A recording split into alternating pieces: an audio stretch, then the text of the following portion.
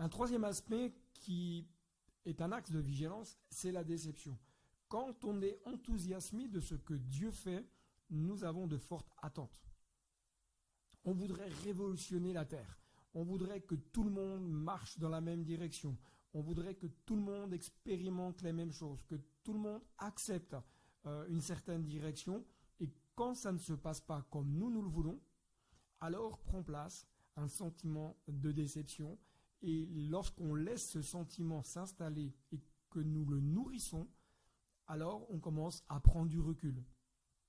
Et on va trouver toutes sortes d'arguments d'ailleurs pour justifier le recul, justifier le désengagement, justifier même parfois les critiques qu'on peut émettre vis-à-vis d'une ou d'une autre personne, vis-à-vis d'une église ou une autre.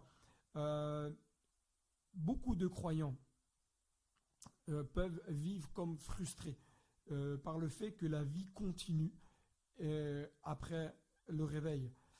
Vous savez, il y a des moments où nous devons apprendre à nous tenir devant Dieu et à faire face à tout cela. La frustration, c'est quelque chose qui peut tous nous gagner, mais c'est quelque chose que nous ne devons pas accepter dans notre vie et que nous devons rejeter. Nous sommes toutes et tous concernés par cela et nous devons apprendre à réaliser ce que Dieu fait et ce que Dieu veut faire.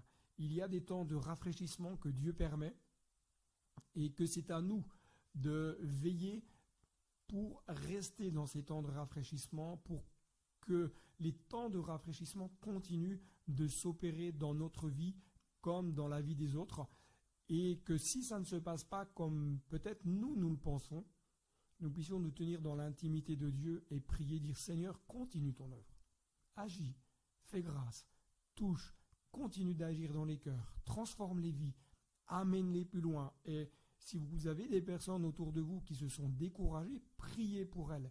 Ne vous laissez pas gagner par la frustration du fait que peut-être certaines personnes se sont désengagées dans leur vie d'église ou se sont désengagées avec Dieu.